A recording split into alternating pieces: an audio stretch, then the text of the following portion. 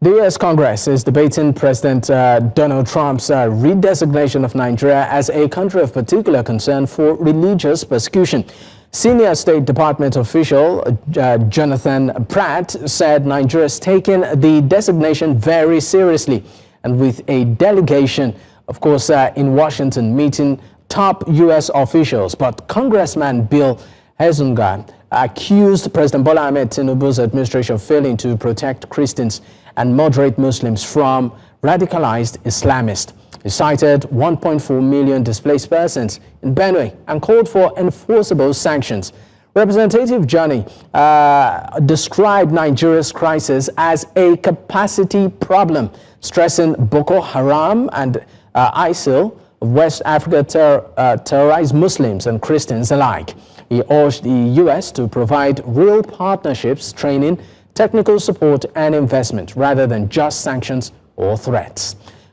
With over 52,000 Christians killed since 2009 and extremist groups spreading into the Middle Belt, the debate is clear.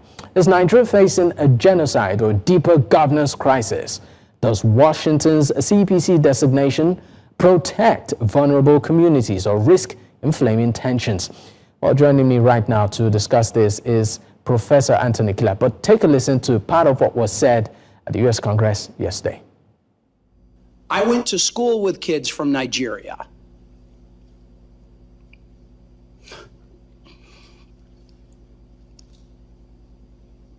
I've got neighbors who've been missionaries there, who have family there, who have friends there, who know this is going on. Yet we've got not just the mass media, we got people within Congress denying that this is happening, or certainly de-emphasizing it.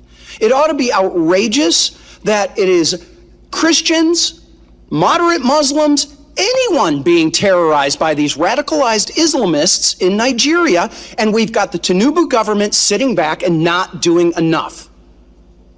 And I recently just was interviewed by Nigerian television, Arise TV, and that was really their question. Is the Tinubu government doing enough? And I had to answer, no, they are not. And I do not understand how a delegation can come here to the United States and downplay and come up with all of these other excuses as to why this is allowed to happen. It should be rejected and should be called out for what it is. The violence impacting both Christian and Muslim communities is real, and the Nigerian government can and should do more to address it. I was horrified to learn of the killing of 2 people and the kidnapping of the pastor and a worshiper at a church in Kwara State. And this came only a few days after, as the chairman mentioned, criminal bandits kidnapped 25 girls in Kebbi State. But it is counterproductive to adopt oversimplistic narratives about the multiple complex overlapping security challenges and violence across the country. The victims in the Kebbi State kidnapping were all Muslim girls. So violence affects everyone, and false narratives perpetuate harmful stereotypes and motivate tensions and violence based on religious identity. Distorting what's happening into a solely religious narrative erases the real drivers of violence and makes it harder to implement effective solutions. And it can fuel violence against the very groups the Trump administration claims it wants to protect. I would like to reinforce the recommendations that I made before this committee in March. In addition, I would like to reflect on how this tenuous moment in U.S.-Nigeria relations provide an opportunity for both countries to work together to address the critical threats of jihadist violence and insecurity in Nigeria, and to develop a more strategic partnership. The United States and Nigeria have a complicated bilateral relationship with shared interest in counterterrorism and economic development. But this relationship is often marked by periods of friction. Nigeria wields significant continental and regional influence, but grapples with violent extremism and internal security. Nigeria's leadership in West Africa is crucial, and its ability to address its governance and security challenges will impact not only its future, but the wider region. Nigeria's instability stems from a key shortcoming. Despite 64 years of independence, it has yet to establish a national identity grounded in basic freedoms and dignity. Currently, ethnicity, religion, and language, rather than nationality, define the identity of its diverse population. Understanding the violence in Nigeria requires looking beyond its apparent religious and ethnic motivations. So much to talk about this evening, but before we get into the crux of the conversation, let's go on our first break. We'll be right back.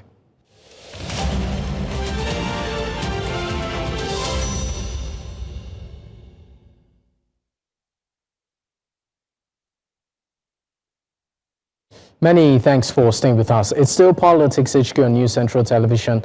And of course, joining the conversation right now is Professor Anthony Kila. He's a political economist and professor of strategy. Thank you so much for your time, sir. Yeah, good evening. All right, let's start the conversation with, of course, what Nigerians did witness yesterday, the United States Congress starting its hearing on, of course, Nigeria being designated as a country of particular concern with reference to the, what I call it, genocidal killings.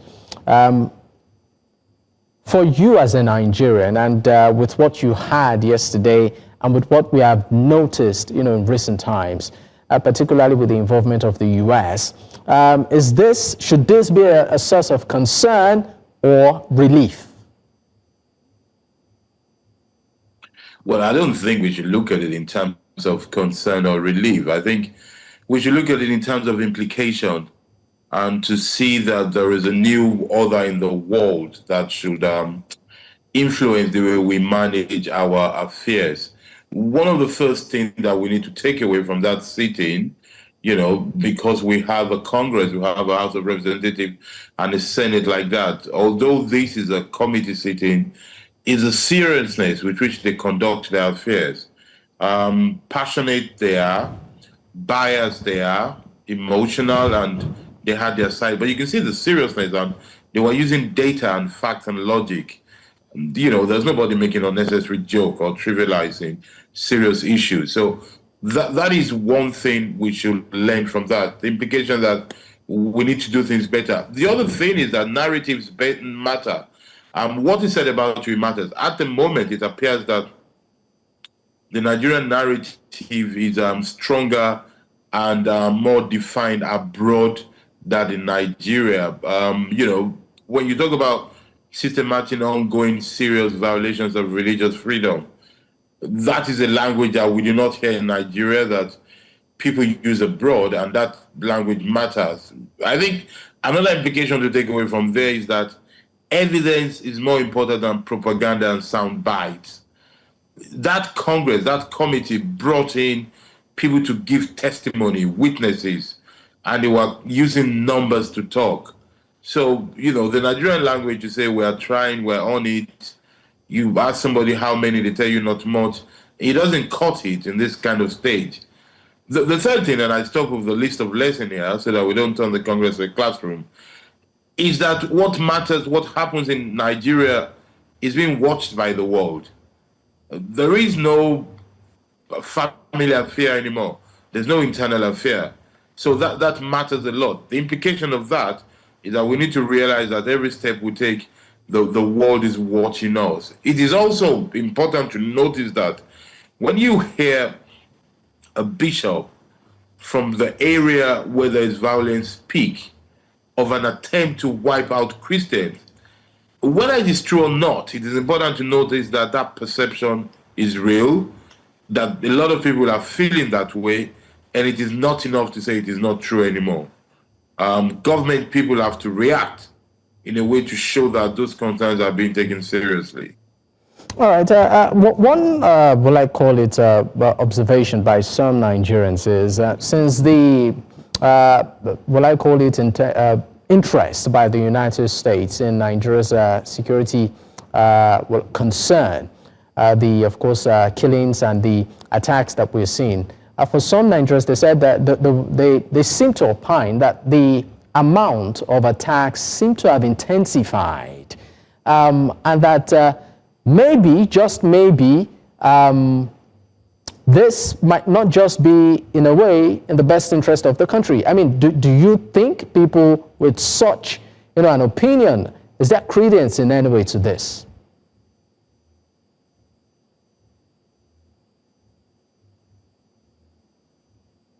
Professor Kila, can you hear me? I think, of course, we have a bit of difficulty there trying to connect with Professor Anthony Kila. What we are discussing at the moment is, of course, yesterday the U.S. had a committee Congress on the concerns, security concerns in the country. I understand that we have Professor Kila back. Professor, can you hear me, sir? Can you hear me?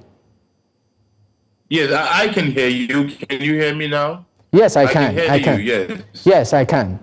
So the question I was asking is, some people have the notion that since America, that's the U.S. president, actually did declare some sort of interest in Nigeria's security situation, there seems to be a spike in the number of attacks. Do you think that has been the case recently? Well, I mean, you don't need to think it, you can see it. But, you can see that attacks have always been there. But all of a sudden, these attacks, specifically in churches, is a new thing. The argument is not whether there is attack or not. The argument is, are they being reported more, or are they specifically new attack? I think those are nuances. It is legitimate to argue that there's something suspicious about such new attacks because the timing is a bad coincidence. But what we should take away is that it just shows that some people are at war with us as a country. The people killing our people are at war with Nigeria, and Nigeria should go to war against them. It's as simple as that. All right, Professor. Also, let's look at Nigeria's response, to all of these attacks. The question around repentant terrorists, repentant bandits, people being, rehabilitated, de-radicalized, and then reintegrated back into the system. This has also been in the forefront. Looking at this, will I call it strategy, which has been adopted, what would you say has been the missing gap in trying to actually nip this issue in the bud, particularly from its root cause? There is no missing gap. I said it when they started it, that it was a wrong strategy. You have not rehabilitated the victims. You are going to rehabilitate the perpetrators. Terrorists should be fought. They should be bombed, shot, and killed. There should be no space for the wishy-washy treatment with terrorists. If the government or anybody believes that part of the issues that lead to terrorism, banditry, another form of kidnapping, another form of violence is due to poverty and ignorance and bad life generally, then we should do all we can to increase education, increase welfare of the people. But once anybody, for any reason, decides to take other people's lives, kidnap them, or burn down places, those people should be treated as warmongers. They should be treated as enemies of the collective. We will not have the pace for reintegration or anything yet. The battle is still on. I believe that we need to ensure that those who want to terrorize us, kidnap us, or burn our places of worship or trade, or even play, should feel the wrath of the state. They need to be afraid. I believe in bombs, I believe in bullets, and I believe in shooting those who try to kill us. Would you also consider that, in a way, justice being a definition when approaching this? No, it's not exactly justice. It is war. Justice is when you get them and you try them and you find them guilty. I am talking about militarizing places. I want a situation where Nigeria declares war and everybody who thinks of killing us should be afraid. We need to make evil people, dangerous people, afraid, unsure. I want a situation where people are afraid to associate with anybody that is suspected of being a bandit, a terrorist, or kidnapper, because it has their consequences. Then if we apprehend them, that's when you talk about justice, of trying them in a court of law. Before then, it is war. Professor Kila, let's also talk about the issue of what some Nigerians will describe as something that maybe should have even been in place. And that is, in a way, empowering state governors to be able to protect their states. And I'm talking about state police here. This conversation has been on back and forth. Is this the right time for that to be fully implemented? And what's your take also on citizens being able to protect themselves by carrying arms? Are we ready for that as a nation? Well, there are two things. So number one, the issue of state policing is an organic, holistic issue, which I think the time was due a very long time ago. The next possible time is now. But we should be careful not to do it as a knee-jerk reaction. There is a plan that some of us have proposed and some of us have supported for state policing. We should stick to that plan, regardless of what is going on now. Knee-jerk reaction don't cut it. We need to have our care plans and stick to it. In terms of citizens being able to defend themselves, well, if they are trained, if they can get the license, there's nothing wrong. But there is a danger because the arms might get in the hand of wrong people. It might get in the hand of petty criminal, young children, people who are drunk. So let's be careful about arms. I think the best way to deal with it is not to throw arms around in the hands of just anybody, is to let those who are trained in firearms deal with firearms. Before we give up and say everybody should go and defend their own personal houses, we need to understand that a disciplined, well-coordinated, well-intentioned Nigerian armed forces cannot be defeated by any form of partial terrorist in Nigeria. What we need is a good coordination that will attack from the airspace, that will attack from land, that will attack from sea, and from anywhere that these terrorists, these bandits, kidnappers cannot operate from. We need to use intelligence and technology to find out where they are and wipe them out and arrest the one we can arrest. We need to use our intelligence to see how they're being funded and how they get money and how they use money and make life impossible for them. Take away the financial oxygen. The ammunitions they use are not made in Nigeria. If somebody is not keeping their eyes on the ball and the borders, we need to ensure that is dealt with seriously. There's a lot we can do before we get to the idea of the wild, wild west where everybody's defending themselves. All right, Professor Kila, there's also another issue, to this conversation, and that is what some have called maybe their own way of, I call it, handling the security situation in their communities. We are seeing situations where communities are signing pacts with these bandits and armed groups. Unfortunately, even public officials are involved in this so-called peace pact. What's your take on this? Well, for them it's survival, but objectively that's the failure of a state. A community, a state is forced, not because they like it, to negotiate with criminals and do pact with them. That's a symbol of a failed or at least failing state. It shouldn't be that way.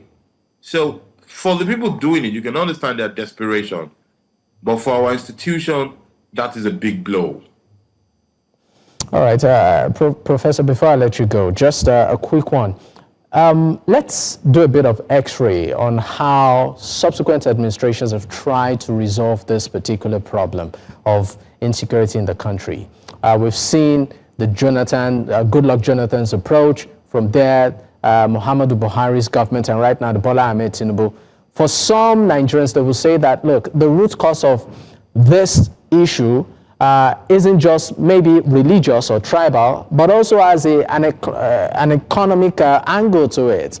Resource control, basically. I mean, for you, sir, what will you recommend as a maybe permanent solution to addressing this issue, in 30 seconds, that is, at the root cause? I think the state needs to restore the essence of being a state, the possession and deployment of the monopoly of legitimate and superior force. That is the answer. Yes, economy, yes, sociology, but the state needs to win more battles on the ground, more bullets in the guns, and more bombs from the sky. That, for me, is the way to wipe this thing out. Then after that, we'll take care of the hungry ones and send the children to school. Let children, let adults, let everybody know that it is dangerous to be against Nigeria. All right, Professor Anthony Kila, thank you so much for your time. It's been a pleasure having this conversation with you, political economist and also professor of strategy. Once again, thank you for your time.